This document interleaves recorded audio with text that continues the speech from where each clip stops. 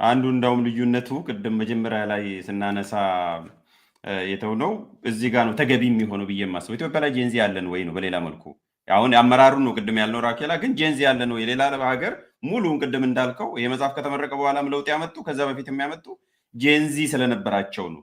አንድ ትውልድ ወጣት ትውልድ በእድሜ የጋራ ችግር አለን ብሎ የሚያስቡና ስታተስ ኮ ሰስቴነብል አይደለም መቀየር አለበት ብሎ ያመኑ ናቸውና ኢትዮጵያ ላይ ጄንዚ ይታያል ወይ? ከሌለ ለውጡስ ምን ተስፋ አለው? ጄንዚ ሳይኖር ጄንዚ አለ። ስማ ሳተላይት ቴሌቪዥን በተስፋፋበት ሁኔታ ከ50 ሚሊዮን በላይ ስማርት ወይም ሞባይል ፎን ባለበት ሀገር ጄንዚ የለም ማለት አይቻልም።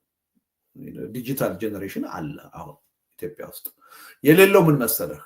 ይሄ ኃይል በሰላማዊ ህዝባዊ እምቢተኝነት እንቅስቃሴ ለውጥ አመጣለሁ ለውጥ ማምጣት ይቻላል የሚል እምነት ግን የለውም።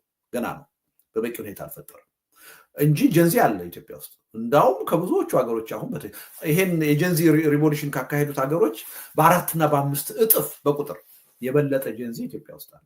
ስማርትፎን የሚጠቀም ሳተላይት ዲሽ ነው እያየ የሚውል ስለ ዓለም ኤክስፖዠር ያለው ኃይል አለ። እኔ ቅድም ስለ መጽሐፍ የሳወራ ሰምተሃል አይደለ? ከዩኒቨርሲቲ ፕሮፌሰር እስከ ሃይስኩል ተማሪ ድረስ እስከ ቀበሌ ድረስ እስከ ወረዳ ድረስ በጣም ሪሞት የምትላቸው ዳር የምትላቸው አካባቢዎች ሁሉ ነው ኮንታክት የሚያደርጉ። ያ የሚያሳይህ ምንድን ነው? የሶሻል ሚዲያ ተጠቃሚዎች ናቸው። ዋይፋይ እየተጠቀሙ ነው፣ ኢንተርኔት እየተጠቀሙ ነው። ስለዚህ ጄንዚ አለ። ችግሩ ያለው ምንድን ነው? ሌላ ሀገር ያለው ጄንዚ እና እኛ ሀገር ያለው ጄንዚ ሰላማዊ ህዝባዊ እምቢተኝነት ትልቅ ጉልበት መሳሪያ መሆኑን በመረዳት ረገድ ልዩነት አለ። እኛ ገና ምኑን ጄንዚ ሆነታል? እሱን እኮ ነው ያልኩት እኔም በይዘት እንጂ በእድሜማ 2/3 ኢትዮጵያ ህዝብ ወጣት ከ25 በላይ በታች ነው። እድሜ ብቻ አይደለም ጄንዚ የሚያደርገው እኮ እድሜ የቴክኖሎጂው ተጠቃሚ መሆን ነው። የኢንፎርሜሽን ቴክኖሎጂ ተጠቃሚ መሆን ነው። አክሰስ ያለው መሆን ነው። ይሄ አለ። ቁም ነገሩ ያለው ይሄ ትልቅ ፖቴንሻል ነው። እኔ ለውጥ ማምጣት እችላለሁ። ያ ለውጥ ደግሞ መምጣት የሚችለው በትጥቅ ትግል በምናምን ሳይሆን በህዝባዊ እምቢተኝነት ነው። ይሄ ስልት ትልቅ ጉልበት ነው። ለውጥ በዚህ ማምጣት ይቻላል የሚለው እምነት ነው የጠፋው። ኢትዮጵያ ውስጥ ወታደር አለ አይደለ እንዴ? ሰራዊት ግን ዲሲፕሊን ያለው ሰራዊት ነው ያለው አይደለም። ዲሲፕሊን የሌለው ሰራዊት መኖሩ፣ ሴቶችን የሚደፍር ንጹሐንን የሚገል ሰራዊት መኖሩ ኢትዮጵያ ውስጥ ሰራዊት የለም ሊያስብል አይችልም። ሰራዊት አለ፣ ግን ስነ ልቦናው ዲሲፕሊኑ የተለያየ ነገር ነው። የጄንዚን ጉዳይም ካየን ያ ነው። በጣም ጥቂት የሆነ ፖፑሌሽን ባለበት አገር የተፈጠረው ጄንዚ በዚህ አመለካከት በሰላማዊ ህዝባዊ እምቢተኝነት የጠነከረ እምነት ኖሮት ይቻላል የሚል መንፈስ አሳድሮ ለውጥ እያመጣ ነው። እኛ ግን በሚሊዮን የሚቆጠሩ ከ50 ሺህ በላይ ሞባይል ወይም ደግሞ የሶሻል ሚዲያ ተጠቃሚ ባለበት አገር ውጤት የሚያመጣ ሰላማዊ ህዝባዊ እምቢተኝነት ማድረግ አልቻለም። ይሄ ድክመታችንን ነው የሚያሳየው እንጂ ጄንዚ የለም ልንል አንችልም። አለ። እኔ እሱ ራሱ የዲፊኒሽኑ አካል ነው ብዬ ነው የማስበው። በዛ ነው ጄንዚ ለመባል አንደኛ ትራይብለስ መሆኑ ራሱ ኮንስቲቱቲቭ ኤሌመንት ነው። የዲፊኒሽኑ ራሱ ጄንዚ ለመባል አክሮስ ኢትኒክ የሆነ ከብሔር የዘለለ በአንድነት የሚያምን እንደውም ሱፕራናሽናል የሆነ ሜትሮፖሊታን የሆነ እኔ ባለኝ ግንዛቤ ለማንበብ ሞክሬያለሁ። ሁለት ነገሮች ናቸው በዋናነት የሚወስኑት፣ እድሜ ከዚህ እስከዚህ እና ደግሞ የዚህ የኢንፎርሜሽን ቴክኖሎጂ ተጠቃሚ ሆነ ብለው ነው ብዙዎቹ ዲፋይን የሚያደርጉት። ከዛ ውጭ ያለው በጣም ሰብጀክቲቭ የሚሆን ይመስለኛል። ሶስተኛው እንደውም ወሳኝ ነው። ጄንዚ የጋራ የሆነ ሞሮፍ ይሄ ያልተከፋፈለ በጋራ መጻኢ ዕጣ ፈንታ ላይ የሚያስብ የትራይብለስ ሊደርለስ የተባለውም በዚህ መልኩ ነው የሚታየው። ለእኔ እንደው አለ በእድሜ ያለ ቅድም እንዳልከው እንስማማለን፣ በሁለቱ እንስማማለን። ሶስተኛው ላይ ግን ኢትዮጵያ ላይ በእድሜና ፊዚካሊ መኖሩ እንጂ ጄንዚ አለ ግን እዚህ የሚለው ዚሮ ነው። ኢትዮጵያ ላይ ጀኔሬሽን ዚሮ ነው ያለው። ጄንዚ አለ እኛም ጋለ ሌላም ጋለ፣ ግን ምን አይነት ጄንዚ በሚለው ላይ ግን ያው ዲስክሪፕታንስ ያለ ብንለው ነው የሚሻለው። ጄን ዚሮ ነው ያልኩት። ኢትዮጵያ ያለው በተግባር ጄን ዚሮ ነው። ጄንዚው እዚህ ዚሮ ነው የምታመለክተው ነው። እስካሁን ባለው ዚሮ ለማለት ይከብዳል ሞገስ። አንዳንድ ጊዜ ስማ የዛ የኦርቶዶክስ ሃይማኖት እንቅስቃሴ 3-4 ቀን መንግስትን ያሸበረው ያንቀጠቀጠው ከየትም የመጣ አይደለም እኮ። በሶሻል ሚዲያ ሀሳብ ተለዋውጦ ነው ሰው። የለም ልንለው አንችልም። የሐኪሞቹ እንቅስቃሴ ተገቢ የሆነ በቂ ድጋፍ ባያገኝም ቀላል እንቅስቃሴ አልነበረም። ነገ ሁላችንንም ሰርፕራይዝ ሊያደርገን ይችላል።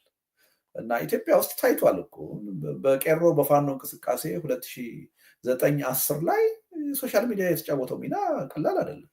ትውልዱ ጄኔሬሽኑ ወጣቱ ያደረገው ተሳትፎ ቀላል ነገር አይደለም። እና ይሄን እንደሌለ ነገር አድርገን መቁጠር የምንችል አይመስለኝም። ግን ከሌሎቹ አሁን ውጤታማ የሆነ ህዝባዊ እምቢተኝነት ካደረጉት ጀንዚዎች ጋር ልዩነት አለው ልንል እንችላለን። በእነሱ ደረጃ ማቹር አላደረገም፣ እነሱ የደረሱበት ደረጃ ላይ አልደረሰም ልንል እንችላለን። መኖሩን ግን ጥያቄ ውስጥ የሚያስገባ አይመስለኝም። እሺ ከዛው እናስቀምጥ። ወደ 45 ቀን ያልከውን አሁን መልስና ወደ ሁለተኛው ነው መጨረሻው አጀንዳ እንሄድ። ባጭሩ የ45 ቀኑን ብንወስድ ቢሟሉ ማለት ነው ቅድም ባልነው ቅድመ ሁኔታዎቹ ተሟልተው መሰራት ያለባቸው ቤት ስራዎችም በበቂ ሁኔታና ውጤታማ በሆነ መልኩ መወጣት ከተቻለ ፕሮቫይድድ ዛት 45 ቀኑን በሁለት ነገሮች ጋር ብናወዳደር ብዬ ነው። አንደኛ የዛሬ 7 እና 8 ዓመት እንደው በዚህ መልኩ ነው ብለን እንውሰድና የቄሮና የፋኖ ሙቭመንት ኦልሞስት 2 ዓመት ነው የፈጀበት። ሰው በተቀናጀ የሆነው ወደ 6 ወር ምናምን ነው ሁለቱ በጋራ። ግን ቄሮም 2014 ላይ ነው የጀመረው፣ በጣም የተጧጣፈው 2016 በኋላ ነው ከኢሬቻው ኢንሲደንት በኋላ። ፋኖም እንደዚሁ ከ2016 ጀምሮ ከጎንደር ተነስቶ ሲያቀጣጥል ነበር። ቢያንስ በ45 ቀን ሳይሆን እንደው 1 ዓመት እንኳን አድርገን ብንወስድ ወደ 1 ዓመት አካባቢ የወሰደበት ጊዜ ነው። አንዱ እሱ ነው። ሁለተኛ እንደ ጥያቄ የሚያነሱልህ በዚህ አገዛዝ በተደጋጋሚ የሚያነሱ የዚህ አገዛዙ ኔቸር ወይም የዚህ መንግስት ኔቸር ከዚህ በፊቱም ይለያል፣ ከሌላውም ሀገር ይለያል። በእነኚህ ሁለት ምክንያት 45 ቀኗ በ45 ቀን ውስጥ የሚሆን ነገር የመኖር እድሉ ጠባብ ነው የሚል ጥያቄ ይነሳልና እንዴት ታያለህ? እነኚህ ሁለቱ ፋክተሮች አልቀበለውም። አንደኛ የቄሮ እንቅስቃሴ በተወሰነ ደረጃ የፋኖ እንቅስቃሴ ነበር አማራ ክልል የተካሄደው። እነዛ 11 ቅድመ ሁኔታዎች ባልተሟሉበት ሁኔታ ነው። ባልተሟሉበት ብቻ ሳይሆን አስፈላጊነታቸው ፖለቲካ መድረኩ ላይ ባልተነሳበት ሁኔታ ነው። በድርጅት አይደለም፣ በድርጅቶች ጥምረት በድርጅት የተመራ አይደለም፣ በእቅድ የተመራ አይደለም፣ በሀሳብ የተመራ አልነበረም፣ በስሜት ነው የተመራው እና ያን ያህል ረዥም ጊዜ ቢወስድ አይደንቀኝም ማለት ነው። እነ ጀዋር ግን አይስማሙም። በእቅድ ነው የመራ ነው ሊሉ ይችላሉ። ጠይቃቸው እነሱን። እንግዲህ እኔን አመለካከት ነው ሲሉ ስለሰማው ነው እግረ መንገዱ እንትን ልበል ብዬ። አይ እኔ እንግዲህ ጀዋርን እኔ እስከማውቀው ድረስ ስናወራም ካለፈው ስህተት መማር አለብን እያለ እንደሚናገር ነው የማውቀው። ምክንያቱም በአደባባይ አቅደን ነው ስለሚሉ ነው። እሱም ብቻ ኢንተርጀክት ለማድረግ ነው። እኔ አላቀዱም እያልኩ አይደለም። እቅዱ በቂ እቅድ ነበር ወይ? የፓርቲዎች እቅድ ነበር ወይ? በበቂ ጥናት ላይ ተመርኩዞ የተደረገ እቅድ ነበር ወይ? አይደለም። ይሄን ደግሞ የምናገረው ሞገስ ዛሬ እንዳይመስልህ 2007 2008 የቄሮ እንቅስቃሴ ሲጀምር፣ የፋኖ እንቅስቃሴ ባህር ዳር ጎንደር ሲጀምር በተደጋጋሚ ቃለመጠይቅ ሰጥ ነበር፣ እጽፍ ነበር። ይሄ የሚደረግ እንቅስቃሴ መጨረሻ ላይ ሄዶ ይጠለፋል ወይም ይከሽፋል። ምክንያቱም በድርጅት እየተመራ አይደለም፣ በስሜት ነው፣ በዲያስፖራ በሚዲያ በአክቲቪስት ነው እየተመራ ያለው። ሄዶ መንግስትን ሊያንበረክክ ይችላል፣ ግን ሊጨናገፍ ወይም ሊጠለፍ ይችላል። ድርጅቶች ይህን የትግል እንቅስቃሴ ፈጥነን በእጃችን ውስጥ ማስገባት አለብን፣ እኛ ልንመራው ይገባል ብዬ እናገር ነበር። ብዙ ሰው ይስቅብኝ ነበረ፣ ምን እንደማወራም አይገባውም ነበር። ውጤቱ ግን ታይቷል። ዛሬ አይደለም ያኔም ስለው የነበረ ነገር ነው ማለት ነው። ኢን ሃይንድ ሳይት ወደኋላ ተመልሼ እየተቸው አይደለም። ያ ሊሆን እንደሚችል ሊጠለፍ እንደሚችል ጥርጥር አልነበረኝም እና አሁንም ቢሆን እያልኩ ያለሁት እነዛ 11 ሁኔታዎች በተሟሉበት ሁኔታ ነው 45 ቀን። ወደ መጀመሪያው ጥያቄ ነው እንደገና የመለስከኝ ሞገስ። እነዛ 11 ጥያቄዎች ካልተሟሉ ከ1 ዓመትም በላይ ሊወስድ ይችላል፣ ወይም ደግሞ ካልከው ከ7 ከ8 ዓመትም በላይ ሊወስድ ይችላል። ጭራሽም ላይሳካ ይችላል። ኢቨን ተሟልተውም ያልኩት ለዛ እኮ ነው። ግን ተሟልተውም ቢሆን 45 ቀን ካላጠረም ወይ ነው ልንገርህ፣ ከተሟሉ 3ኛውን ሳምንት የሚያልፍ አይመስለኝም አሁን ያለው መንግስት። በነገር ላይ ስለ መንግስት ስታወራ በ27 ዓመት የነበረው መንግስትና አሁን ያለው መንግስት ለእኔ አንድ አይነት አይደለም፣ የተለያየ። ምን ነው የሚለያቸው? የአሁኑ የበለጠ ደካማ መንግስት ነው። የአፈና ባህሪውንም ካየን፣ አምባገነንነቱንም ካየን፣ የሴኩሪቲ አፓራቱስንም ካየን እጅግ በብዙ ርቀት ደካማ ነው አሁን ያለው። በህብረተሰብ ውስጥ ያለውን ብሶት ካየን፣ ሮሮ ካየን የያነውና የአሁኑን ማነጻጸር አንችልም።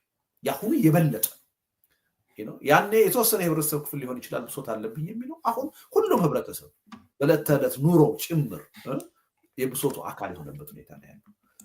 የቴክኖሎጂውን መስፋፋት ካየን ያኔ የነበረው ሞባይል ፎን ቁጥር ወይም ደግሞ የሶሻል ሚዲያ መስፋፋት ከአሁኑ ጋር የሚነጻጸር አይደለም። በጣም ውስንና በጥቂት ከተሞች የተወሰነ ነው የነበረው።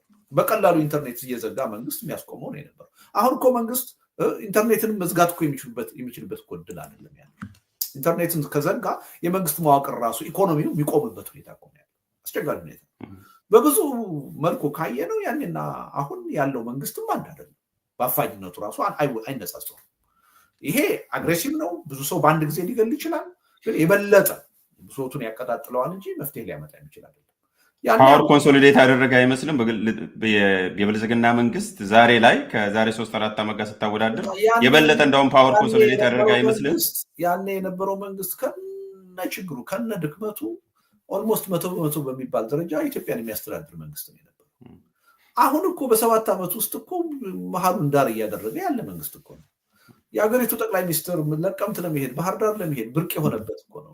ዜና እኮ ይሰራል ባህር ዳር ደርሶት መጣ ተብሎ። ትግራይን ያስተዳድራል የአሁኑ መንግስት። ጠቅላይ ሚኒስትሩ መቀሌ ደርሶ መምጣት ይችላል? አይችልም። አንድ አይነት አይደለም። ከአዲስ አበባ ወጥተህ እኮ መግባት አትችልም። ያኔ እኮ የነበረው ሁኔታ እንደዚህ አይደለም። እና ሬሌ ማነጻጸር ካለብን ልዩነት አላቸው። አሁን ልዩነት አላቸው። ግን የአሁኑ መንግስት ምናልባትም በታሪካችን አይተን በማናውቀው መጠን እጅግ ደካማ መንግስት ነው። በመቀጣጫ ብቻ የሚያምን በጭካኔ ብቻ የሚያምን ነው። አሁን ስማ፣ አብዮታዊ ዲሞክራሲ የሚባል እኮ እናምንበታለን እንሞትለታለን የሚሉት የራሳቸው የፖለቲካ መስመር ርዕዮተ ዓለም ነበራቸው። በ27 ዓመቱ ስርዓት ሽጣቸውን ገትረው የሚከራከሩለት ወታደሩም ነበራቸው። ወታደሩም እንደዛው የአብዮታዊ ዲሞክራሲ አሁን ያለው እኮ ምንም የሚያምንበትም ነገር የለም። ስልጣንና የፖለቲካ ስልጣንና የኢኮኖሚ ጥቅም ያስተሳስረው መርህ አይደለም፣ የሀገር ጉዳይ አይደለም ያስተሳስረው። 1/10 አንብቦት ከሆነ ወራረዳለሁ የብልጽግና አባል የመደመርን መጽሐፍ። ለዚህ ነው በየትኛውም መድረክ አርቲኩሌት ሲደረግ ወይም ሳይት ሲደረግ ማታይ። መደመር 4 ቮሊዩም ተጽፏል። ምንም ኢምፓክት የለው። አንዳንዶቹ ትችት የሚያቀርቡትም ሳያነቡት ነው፣ እንዲሁ ዝም ብለው ማድነቅ ስላለባቸው። እና ያ ሁኔታና አሁን ያለው ሁኔታ በጣም የተለያየ ነው። እና ሪሊ እኔ 3ኛውን ሳምንት ይሻገራል የሚል እምነት የለኝም።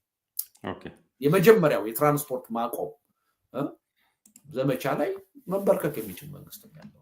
አይተነዋል እኮ በ3 ቀን የኦርቶዶክስ ሃይማኖት ተከታዮች እኮ እንቅስቃሴ እኮ ሲብረከረክ እኮ አይተነዋል። ሳይወድ በግድ እኮ ሄዶ ለመታረቅ ለመሸምገል ሲገደድ እኮ አይተነዋል። ከ3 ቀን በፊት የጠቅላይ ሚኒስትሩ እብሪት የምታስታውስ ይመስለኛል።